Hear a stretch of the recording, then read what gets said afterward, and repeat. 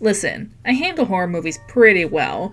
Most of the time, they don't scare me that much other than maybe a flinch from a cheap jump scare here and there. Horror games are a completely different story. With this, I can't just passively watch and laugh at how the dumb character is trying to escape, because this time, I'm the dumb character trying to escape. I have to try to get myself out of that situation. I didn't get into games until later and was always a bit afraid to try out some horror games. But this time, I decided to put on my big girl pants and try out 5 randomly generated horror games on the Nintendo Switch. With that being said, let's try to get spooked. First up, we got the Coma Recut. This horror game can be bought for $14.99 on the Switch eShop, as well as a physical release if you can find it. This is actually a Korean horror game, which is pretty cool. By the way, I'm going to apologize in advance if I accidentally butcher any of the Korean names in here. You play as Young-oh, who is trying to take his final exams, which is honestly pretty scary enough, until he falls asleep during his test and wakes up in a distorted and twisted reality of his school, with his hot professor Mrs. Song trying to kill him. Unfortunately, with a box cutter and not her big, bouncing boot. Okay, I probably shouldn't finish that sentence. This also has a bit of commentary of the harshness of school life for Korean students and the immense pressure being put on them of how perfect grades are their life and determine their self-worth. This game kind of reminds me of those old school JRPG horror games from back in the day like Corpse Party or Ao Oni, where you wander a twisted area you're trapped in with a monster that will randomly chase you. The soundtrack really helps with adding a feeling of suspense and creating a tense atmosphere as well.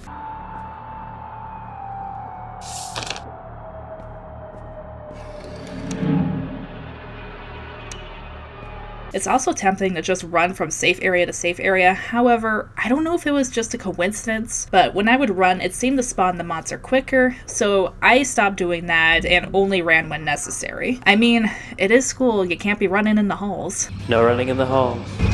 When the monster does show up, it's easy to panic and just keep running, but you have to be smart about it, since there are poisonous tentacles, debris, locked doors, falling bodies, shadow creatures, and your own stamina bar that could keep you from getting very far if you do panic. And with the monster, you are unable to fight it because you are an absolute twink, so your only options are to dodge, run, and hide. The game does really well at bringing up the tension, which makes me terrified to go down corridors or stairs, or interact with anyone who seems even slightly dangerous. This one, from what I know, is a bit of a shorter game, some people saying it's about 4 hours long.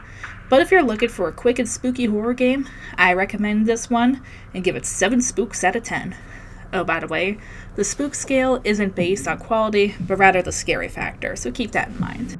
Speaking of old school horror JRPGs, we got one that's a reimagining of a classic, Yume Nikki, Dream Diary, which you can get for $19.99 on the Nintendo eShop, is based on the surreal Yume Nikki game from 2004. In this game, you play as Madatsuki, who stays isolated in a room in the waking world and wanders strange landscapes in her dreams. You wander through the strange worlds, and nothing is truly spelled out for you. You have to come up with your own interpretation of what's going on. This one is rather different from the classic game, from the art style, to being more linear than the old version, as some areas force you to only walk in one direction, and the fact that there are a lot more monster chases in this one. Some areas are a bit creepy, however, I don't really feel too spooked if you're looking for something that's really going to get your adrenaline pumping. If you like the original, I feel like you're either going to love or hate this game, as this one is rather different. However, I don't think it's terrible either. Some of the areas of the game are really pretty, the score is nice, and you do get some of the imagination of the original game as well as some creepy moments. There are times that the game is a bit irritating though with the puzzle solving or platforming, and I sometimes wish I could walk outside of the linear path and explore some of the worlds in the game. This game I rate 4 out of 10 spooks. Next up, we got Fatum Betula, which you can get for $5.49 on the Nintendo eShop, which is not a bad deal at all. This one is a PS1 inspired game in regard to the graphics, with an Alice in Wonderland or a Studio Ghibli type of surreal horror atmosphere. There's some kind of special tree or whatever at a church, and you have to drop something in the water around it in order to determine the future of everything living. Anything from oil, to blood, to bones, to actual plant growth like a normal effing person.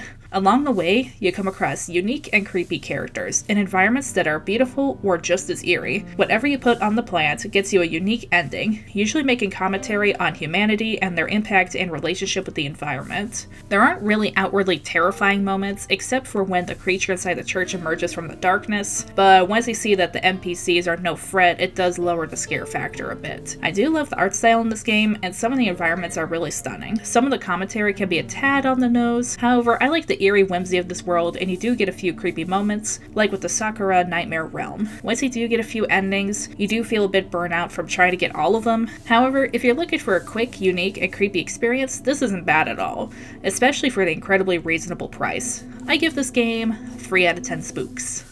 The fourth game we got ready to scare us is Whispering Willows, which can be bought for $9.99. In this game, you play as Elena, who is determined to find her missing father and rescue him from the Willows mansion. To do this, she can project her spirit in order to talk to dead people. Like this pretty chill dude. You can also go into crevices while in ghost form in order to solve puzzles, grab items, and open closed doors. There are some monster chases and times where you sneak around dangerous enemies, but not enough for it to lose its effect or feel tired. Much of the fear is from the tension that the game manages to build through the environments and music, and as soon as you start to feel comfortable in an area, that's when the game will throw a monster at you, which puts you back on edge. It also crafts a great story around the backstory of the mansion and the ghosts who are restless here. Screw the hedge maze though. This is a really fun game though, with good scares, great atmosphere, and a great art style. I highly recommend it if you're looking for a good, simple horror game for a great price. I give this game 7 out of 10 spooks. Finally, we got Werewolf the Apocalypse, Heart of the Forest. This one you can get for $14.99 on the eShop. Here you play as Maya in a role-playing character creation visual novel thingamajig? You go to the, oh my god, I am so sorry if I mispronounced this, Willows Forest. Forest. To uncover the roots of her family history, the answers to why she's having strange dreams at night, and possibly kicking the butts of vloggers everywhere. Also, you may or may not be a werewolf. Just saying. This game is different than what I thought it would be, which isn't necessarily a bad thing. You read for the story and make choices which affects your stats, personality, and relationships with other characters. The artwork is really nice, and they sometimes get really creepy visuals with the grunge style. I also do like that they bring in bits of Polish folklore as well. If you're looking for a more traditional horror game like some of the others on this list, you won't really be getting that here. If you like horror novels, you might like this, but be warned that this does have a bit of young adult novel vibes in the writing. Some bits are really good, but other parts like the white weasel spirit sounding like a teenage girl reading Wikipedia through a chatbot or whatever sounds... yeah. The only thing that sucks is the story only has 6 chapters and a quick epilogue, making the game about 2 hours long. It's rather short. I know this is probably to encourage more playthroughs, but I don't necessarily feel super compelled to play through again to possibly get different results. And because it's so short, you don't get that much time as a werewolf, and you don't get much characterization from the abundance of characters. It feels like it really amps up and then is quickly over before you know it. If you don't mind the cons, I say go ahead and grab it. If you like a longer game though, I'd go for something else.